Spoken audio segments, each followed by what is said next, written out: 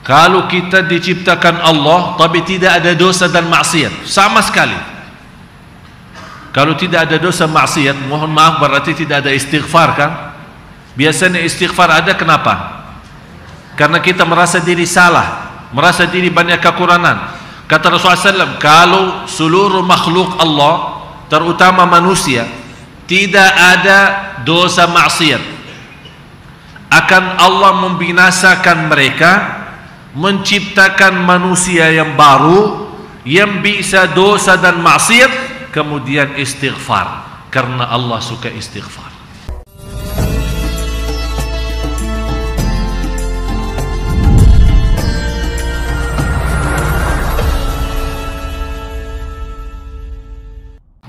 Jadi bukan Anda rasa sedih karena berlaku dosa maksiat, tapi Anda ada rasa sedih karena hari ini lewat belum buka Quran.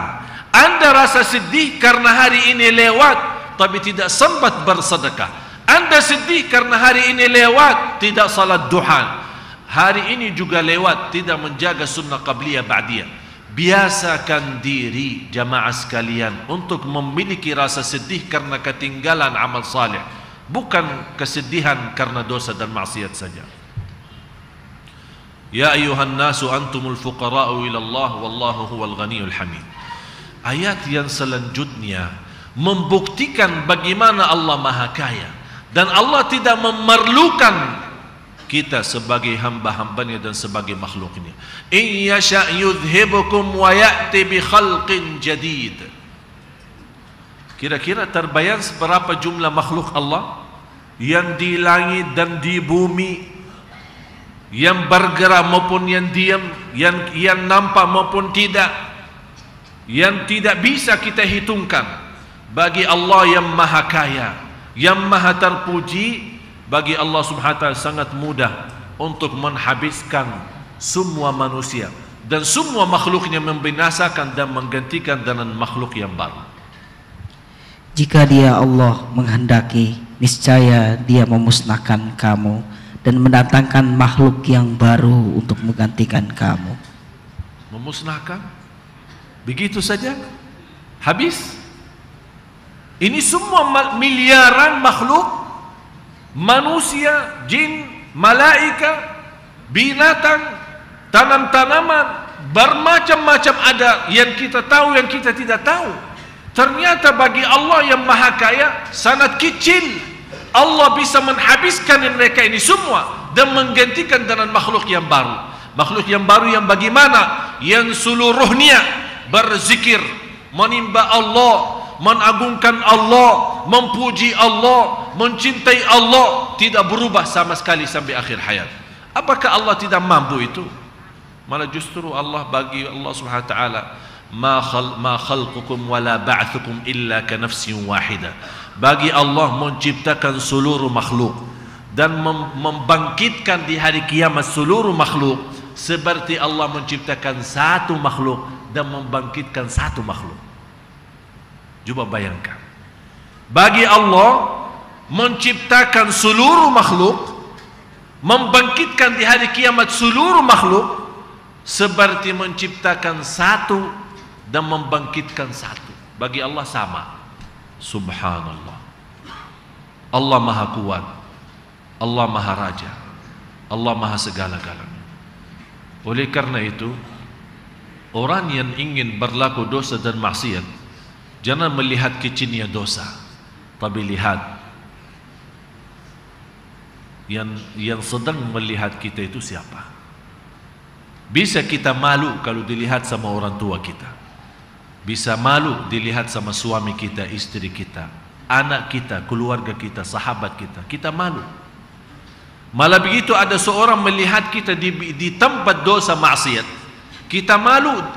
Salah nyangka, bukan salah fikir kita berlaku dosa maksiat, kita hanya lewat, tapi ternyata kita lewat di satu tempat, lokasi itu dikenal tempat subuhat, tempat dosa maksiat. Kita tidak ada niat sama sekali, cuman kita hanya lewat saja, dilihat sama seorang lain, langsung kita datangi, jangan salah faham, saya cuma lewat saja. Kita takut ada manusia salah faham terhadap kita. Apalagi bagi Allah yang nyata, yang jelas, melihat apa yang tersembunyi dalam hati kita. Allah Maha melihat apa yang kita jawab. Masa ada rasa malu Allah melihat kita sedang berlaku dosa? Artinya Allah menurunkan segala nikmat, malah kita melawan Allah dengan dosa dan maksiat. Sampai Allah berfirman di hadis qudsi, Muazzam, Allah berfirman di hadis yang qudsi, ya ibn Adam, engkau tidak ada rasa malu? Senantiasa aku menurunkan segala nikmat kepadamu, tapi engkau senantiasa melawanku dengan dosa dan maksiat.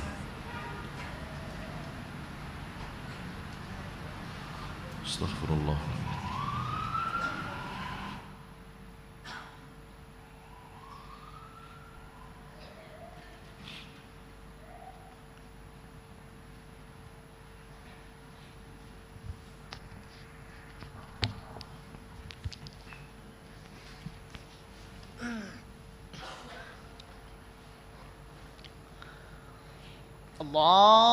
Allahu Akbar, Allahu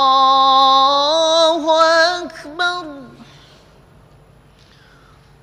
Allahu Akbar, Allahu Akbar. Ashhadu an la ilaha illallah.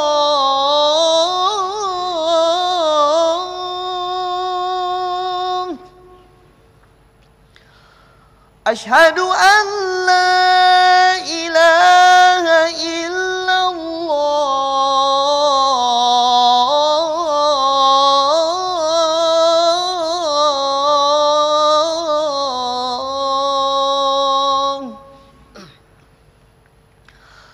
أشهد أن محمدا رسول الله.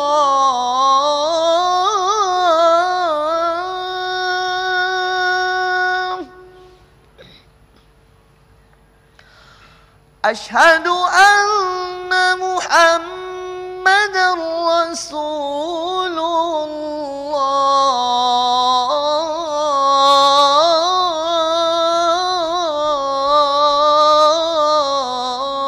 الله. حي على الصلاة.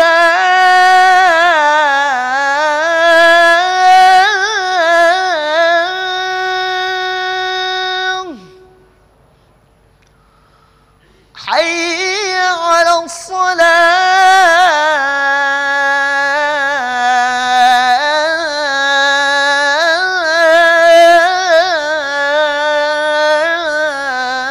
الصلاة.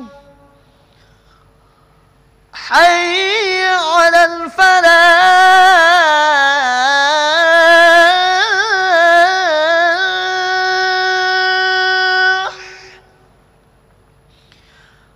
حي على الفلاح.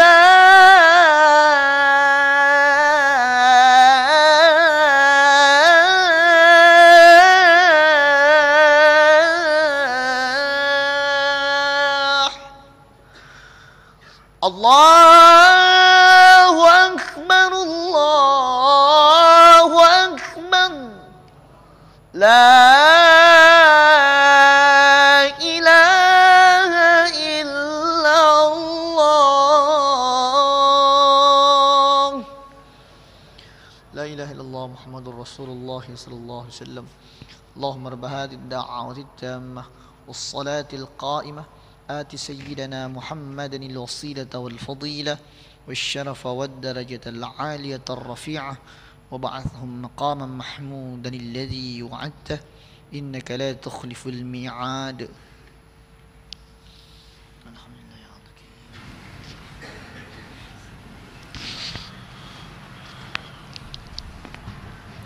الله أكبر، الله أكبر. لا إله إلا الله والله أكبر.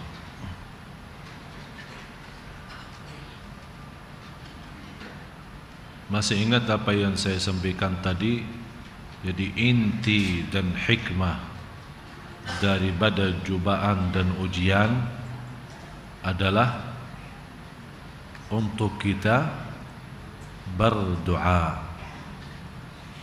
Allah mau dengar bisikan doa. Allah paling senang, suka. Kenapa Allah suka doa pas ada cobaan dan ujian?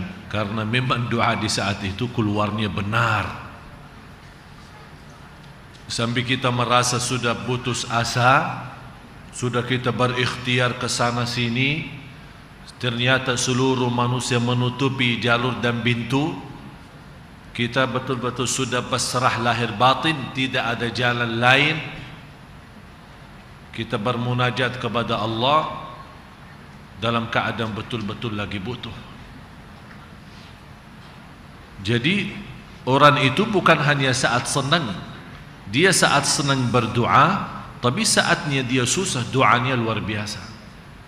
Tapi yang na'udzubillah, orang yang saat senang tidak pernah berdoa, malah saat susah malah mati rasa ya. Tahu mati rasa? Faham mati rasa? Tidak ada rasa, mati rasa. Sampai pernah saya berjumpa sama seorang, dia lagi diuji Allah. Saya bilang, Pak, jalan keluarnya satu, doa. Jangan putus doa. Dia bilang, saya lagi senang saja doa tidak diterima, apalagi lagi susah. Saya bilang, inilah namanya mati rasa. Allah sengaja memberikan cobaan dan ujian untuk kita mendapat ampunan, untuk kita bisa melatih diri ikhlas. Coba saat Bapak Ibu, saat mohon maaf orang-orang minta sama kita di jalan di mana-mana, kira-kira ada yang pernah minta sama kita, Pak, kasih sedekah ya. Kalau tidak mau kasih ya terserah. Kira-kira ada enggak begitu?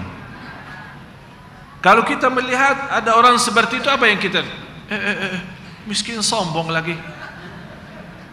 Tapi apa? Karena dia merasa diri lagi butuh.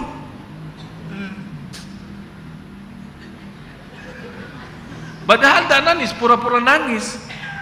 Biar kita apa? Tersuntuh bermacam-macam ucapan, bermacam-macam sampai kita berapapun tidak apa-apa, yang penting dia bisa dapat. Dengan keyakinan dan harapan dengan cara ini bisa menyentuh perasaan kita. Malah yang luar biasa itu terjadi sama saya. Pernah waktu saya naik taksi pas lampu merah, kemudian saya perhatiin ada anak-anak lagi jalan dari mobil ke mobil, mobil ke mobil. Terus di sebelah mobil saya ada satu, di sebelah taksi ada satu mobil, anak itu berdiri di situ. Terus dia megang ada satu apalah bahasa Indonesia tidak faham saya. Hah? Kecerikan ya. Terus tok-tok sambil nyanyi ya lagu-lagu Indonesia. Begitu dia pindah ke taksi, dia mulai dengan lagu Indonesia. Begitu dilihat, fokusnya melihat, oh ini orang Arab. Tala'al badru. Langsung rubah. Dia sampai saya bilang, orang miskin pintar. Sampai dia bisa betul-betul ini dilihat ini orang cara Arab ya. Malah ada yang luar biasa. Pas saya keluar dari Masjid Sunda Kelapa, dekat-dekat sini di Cikini, ketemu satu orang miskin. Begitu lihat saya, folos. Saya bilang, orang-orang bisa bahasa Arab lagi. Kenapa seperti ini? Inilah cara sistem agar menyentuh perasaan dan menarik perhatian. Allah subhanahu wa ta'ala saat menguji kita, ini termasuk salah satu cara Allah supaya kita bisa mengeluarkan doa dengan indah, dengan ikhlas. Coba bayangkan Bapak Ibu, kalau buah zaitun, tahu buah zaitun? Direpes di alat, kan ada alatnya khusus. Untuk apa? Direpeskan dan apa? Untuk apa? Keluarkan apa? Seindah dan semanis minyak zaitun. Begitu juga buah di jus dimasukin dalam alat apa? Untuk apa? Dikeluarkan semanisnya jus bermacam-macam ya. Begitu juga manusia. Begitu Allah menguji manusia, untuk kompres manusia untuk mengeluarkan apapun yang termanis dalam hatinya. Apa yang termanis dalam, sebagaimana minyak zaitun keluar dari dalam buah zaitun, jus yang manis keluar dari dalam buah yang manis, begitu juga saat kita diuji sampai kita betul-betul sempit, sampai putus asa, sampai sudah merasa tidak punya harapan apa-apa, apa yang keluar dari hati kita? Ikhlas, cinta, penuh harapan. Tidak ada selain Allah yang maha menolong. Inilah manisnya yang Allah cari. Manis yang tersembunyi, yang selama ini saat kita serang tidak pernah keluar. Memang ada manusia tidak pernah keluar keindahan dan manisnya yang tersembunyi dalam hatinya, kecuali kalau diinjak. Mohon maaf bahasa kita ya, kalau diinjak baru keluar manisnya. Oleh karena itu Bapak Ibu, latihkan diri saat Anda senang bisa menurunkan segala manisan yang ada, karena Allah maha kaya dan Allah maha terpuji. Allah paling senang dipuji. Kalau kita diberikan segala pertolongan oleh seorang manusia seperti kita, tapi selalu saat kita minta tolong dia, selalu dia bantu. Apapun yang kita butuh dia kasih, apapun yang kita minta dia berikan. Kira-kira saat kita sempat puji dia, mau enggak? Siapa yang tidak mau? Karena kita tahu ini sebuah kewajiban, orang ini selalu bantu, padahal manusia sama-sama manusia. Dan saya selalu sampaikan, manusia dan manusia lain memiliki 4 sifat: miskin, fakir, dhaif, dan lemah. Miskin ya selama dia masih meminta kepada Allah Subhanahu wa taala. Fakir selama dia tidak bisa berbuat apa-apa selain dengan pertolongan Allah. Kemudian dhaif, ya lemah. Begitu sudah jadi tua, kalau apalagi tidak punya anak yang menolong dia, bagaimana? Dan ajiz artinya dia tidak punya upaya dan daya untuk melaksanakan sesuatu kecuali dengan izin Allah. Yang kita baca la haula wala quwata illa billah. Kalau memang kita yakini diri kita lemah, diri kita miskin, diri kita fakir, bagaimana bisa mendapatkan pertolongan dari manusia yang sifatnya sama? Oleh karena itu, kalau kita lemah, berarti kita mencari yang maha kuat. Kalau kita fakir, kita mencari yang maha kaya. Kalau kita miskin, kita mencari yang maha mulia. Kalau kita tidak punya upaya, kita mencari yang maha kuat. Itu semua hanya Allah Subhanahu wa ta'ala. In yasha yudhibkum wa ya'ti bi khalqin jadid.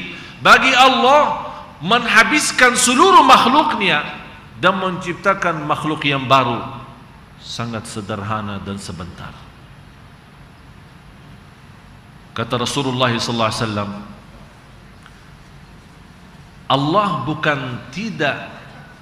Allah tidak benci dosa maksiat, tapi Allah suka istighfar kita. Coba bayangkan Bapak Ibu, Rasulullah SAW bersabda, laula annakum la tudhnibun. Coba bayangkan, laula annakum la tudhnibun. Kalau kita diciptakan Allah tapi tidak ada dosa dan maksiat sama sekali. Kalau tidak ada dosa maksiat, mohon maaf, berarti tidak ada istighfar kan?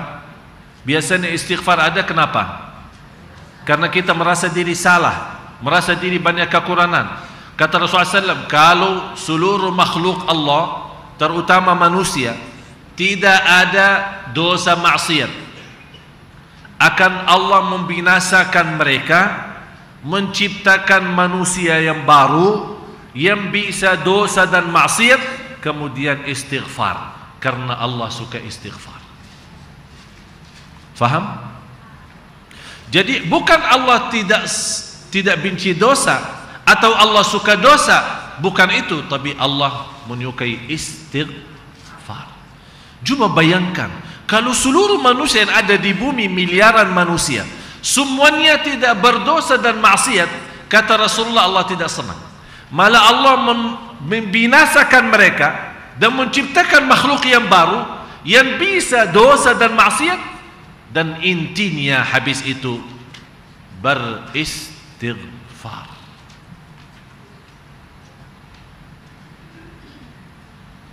Terus ni ayat. Oleh karena itu jamaah sekalian, harus kita selalu melihat kebesaran Allah Subhanahu wa taala, bukan melihat dosa itu besar atau kecil. Kita malu kalau terhitung kita bangun subuh tapi belum termasuk orang yang sudah salat malam. Kita malu terhitung kita orang-orang yang sudah bangun subuh dalam keadaan sehat walafiat, tapi ternyata tidak menutupi malamnya dengan salat witir. Kita malu kalau kita melihat seorang yang bangun salat subuh, malah ternyata lewat waktu salat subuhnya dia pesankan alarm untuk bangun jam kerja, tapi dia tidak mempesankan alarmnya untuk bangun salat subuh. Berarti dia lebih memperdulikan kerjaannya daripada memperdulikan salat subuhnya. Malah guru saya di Madinah memfatwakan orang yang sengaja mempesankan alarm untuk jam kerja, artinya jam 7, berarti sudah dia ada niat tidak bangun salat subuh. Dia sudah berlaku satu hal yang mengkafirkan dan keluar dia dari Islam. Bayangkan, guru saya menfatwakan, ada fatwa dari guru saya dari Madinah, orang yang sengaja pesan alarm di jam kerja bukan jam salat, berarti sudah ada niat menetap dari sebelum tidur tidak salat subuh, kemudian dia bangun salat waktu jam 7 atau jam 8 untuk hanya kerja, berarti dia tidak memperdulikan salat, dia berdulikan kerjaannya. Kata guru saya, dia sudah kafir, keluar dari Islam. Berarti berapa banyak kali kita membaharui Islam kita. Beda sama seorang yang sudah berusaha berikhtiar pesankan alarmnya tapi ketiduran. Tapi ketiduran ini kan macam-macam. Ada orang dia dengar alarmnya tapi dimatiin. Dimatiin, malas-malas terus tidur. Habis itu bangun, ya Allah maaf ketiduran. Memang Allah Maha tahu apa isi hati kita. Ada seorang bukan hanya lewat salat subuhnya, ada seorang kalau lewat takbirah bersama imam dia bisa nangis 3 hari. Nangis 3 hari. Bagaimana takbirah ihram ini bisa lewat? Mohon maaf kalau kita mungkin salat lewat saja, biasa aja, malah ketawa. Ada seorang ibu waktu meninggal dunia umurnya 80 sekian, tetangga saya di Madinah. Subhanallah, ibu itu tidak pernah tidur malam kecuali baca surat Tabarak. Suaminya cerita sama saya, alasannya dia apa? Dia berkata, salah satu yang melindungi dari siksa kubur baca surat Tabarak. Saya takut setiap malam tidur, bisa jadi malam itu terakhir bagi saya di dunia, masuk di alam kubur belum membawa perlindungan surat Tabarak. Dari sebelum nikah suaminya menceritakan itu menjadi sebuah kebiasaan sampai umurnya 80-an. Apa yang terjadi? Pas dikuburkan, diantar jenazahnya ke kuburan, kuburnya sendiri keluar harumnya, harum kalau kita bilang bahasa Arab ward, bunga ya, harum bunga keluar dari kuburannya. Sampai sekian lama habis dikuburkan, biasa apalagi di Baqi'. Sekarang orang bertanya, kalau di Baqi' macam mana ini dari zaman Rasulullah sampai sekarang kok dah penuh-penuh ya? Berapa jutaan manusia dari 1400 tahun yang lalu, padahal Baqi' itu masih segitu aja ukurannya. Tapi macam mana bisa mencukupi? Biar Bapak Ibu tahu, di Baqi' ini yang ada di Madinah lebih daripada 10.000 sahabat Rasul. lebih daripada 10.000 sahabat Rasul. Kalau di syuhada Uhud pernah terjadi banjir besar, itu di sejarah Madinah.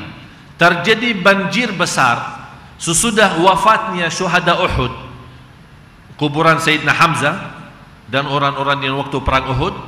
Ada banjir besar terjadi di kota Madinah sampai air turun dari gunung Uhud, terbongkar semua kuburan syuhada Uhud. Sejak mereka dikuburkan 400 tahun. Sesudah mereka dikuburkan sudah berapa lama? 400 tahun terbongkar semua kuburan syuhada Uhud. Sampai terlihat badan-badan sahabat. Yang ini ada ceritanya dalam sejarah Madinah. Ada satu buku namanya Sejarah Madinah. Apapun yang terjadi di zaman jahiliyah sebelum Rasul dan sesudah Rasul, sampai yang menulis buku itu. Semua cerita-cerita yang terjadi di masa itu selama di kota Madinah. Di antaranya cerita banjir itu yang terbesar. Yang indah, kuburan syuhada Uhud yang sudah 400 tahun dikuburkan, begitu terbongkar dan dikuburkan lagi, badan mereka masih hangat, malah bekas darah-darah mereka karena meninggal syahid masih juga hangat, dan sepertinya badan mereka masih utuh, padahal mereka sudah 400